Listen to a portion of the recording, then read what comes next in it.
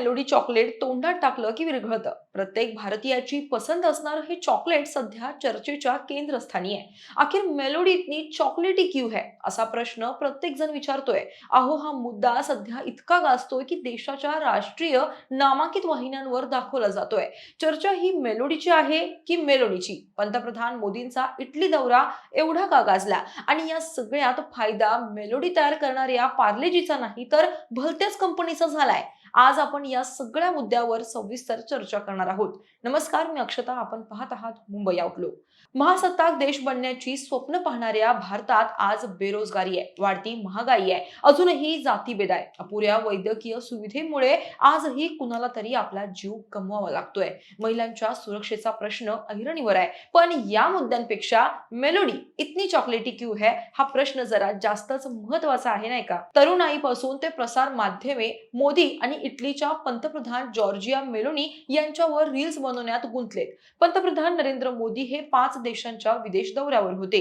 या दरम्यान मोदींनी इटलीला भेट दिली. इटलीची राजधानी असलेल्या रोम मध्ये मोदींचं भव्य स्वागत स्वतः इटलीच्या पंतप्रधान जॉर्जिया मेलोनी यांनी केलं.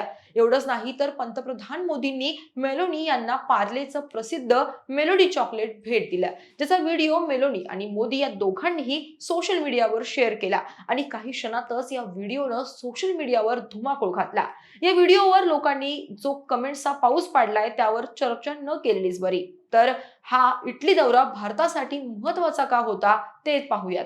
पंतप्रधान नरेंद्र मोदी आणि इटलीच्या पंतप्रधान जॉर्जिया मेलोनी यांच्यातील चर्चेत दोन्ही देशांनी 2029 पर्यंत द्विपक्षीय व्यापार 20 अब्ज युरोवर नेण्याचं ध्येय ठेवलंय. त्यासोबतच व्यापार, गुंतवणूक आणि सांस्कृतिक संबंध यांच्यासह भारत इटली मैत्रीच्या विविध पैलूंवर चर्चा झाली. त्याचबरोबर कृत्रिम बुद्धिमत्ता म्हणजेच AI, दुर्मिळ खनिज, अवकाश आणि अणुऊर्जा यांसारख्या क्षेत्रांमध्ये सहकार्यावरही मोदी आणि इटलीचे राष्ट्राध्यक्ष सर्जिओ मॅट्रेला यांनी चर्चा केली. विरोधकांनी या भेटीबद्दल टीका केली असली तरी व्यापाराच्या दृष्टीनं इटली हा देश भारतासाठी महत्त्वाचा मानला जातो. युरोपीय महासंघातील इटली हा भारताचा 4थ्या क्रमांकाचा व्यापारी भागीदार देश आहे. त्यासोबतच भारताची इटलीला निर्यात ही 8.55 अब्ज युरो इतकी आहे, तर भारताची इटलीकडून होणारी आयात ही 5.70 अब्ज युरो इतकी आहे. आता तुम्हाला लक्षात आलंच असेल की पंतप्रधान इटलीला नेमके कशासाठी गेले होते. आता येऊयात मेलोडीकडे. पंतप्रधान मोदींनी इटली दौऱ्यादरम्यान जॉर्जिया मेलोनी यांना मेलोडी चॉकलेटचे पाकिट गिफ्ट केले आणि इंटरनेटवर #मेलोडी ट्रेंडची जोरदार चर्चा सुरू झाली. मात्र या एका व्हायरल व्हिडिओचा थेट परिणाम भारताच्या शेअर बाजारावर झाला, ज्याचा विचार कोणीही केला नव्हता. मंगळवारी पार्ले इंडस्ट्रीज या कंपनीच्या शेअर्समध्ये अचानक 5% तेजी आली आणि शेअर 5.25 रुपयांवर पोहोचला. परंतु या संपूर्ण प्रकरणात एक गुंतवणूकदारांना चक्रावून टाकणारी माहिती समोर आली आहे. ज्या पार्ले इंडस्ट्रीजचे शेअर्स गुंतवणूकदारांनी झपाट्यानं खरेदी केले ती कंपनी मेलोडी बनवत नाही. हो, बरोबर ऐकलत. नाव एका कंपनीच्या प्रोडक्टचं झालं आणि फायदा झाला दुसऱ्या कंपनीला. तोही थोडा नाही तर भरमसाठ. कारण मेलोडी चॉकलेटची निर्मिती ही पार्ले प्रोडक्ट्स ही नामांकित कंपनी करते, जी पार्लेजी, मोनॅको, क्रॅकजॅक आणि मँगो बाईटसाठी प्रसिद्ध आहे. पार्ले प्रोडक्ट्स ही एक खासगी कंपनी असून ती शेअर बाजारात लिस्टेड नाही. दुसरीकडे पार्ले इंडस्ट्रीज ही BSE वर लिस्टेड असलेली एक पूर्णपणे वेगळी कंपनी आहे, जिचा मेलोडीशी कोणताही संबंध येत नाही.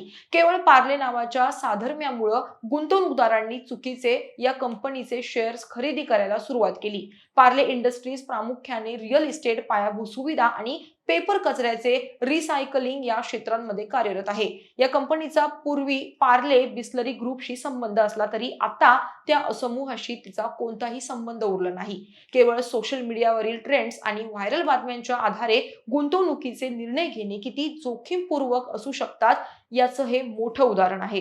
केवळ सोशल मीडियावरील ट्रेंड्स आणि व्हायरल बातम्यांच्या आधारे गुंतवणुकीचे निर्णय घेणे किती जोखीमपूर्ण ठरू शकते याचं हे मोठं उदाहरण आहे. अनेकदा गुंतवणूकदारांना पूर्ण माहिती मिळाल्याशिवाय केवळ नावावर विसंबून आपली भांडवल गुंतवतात आणि अशा पद्धतीमुळे त्यांना मोठ्या आर्थिक नुकसानाला सामोरं जावं लागू शकतं.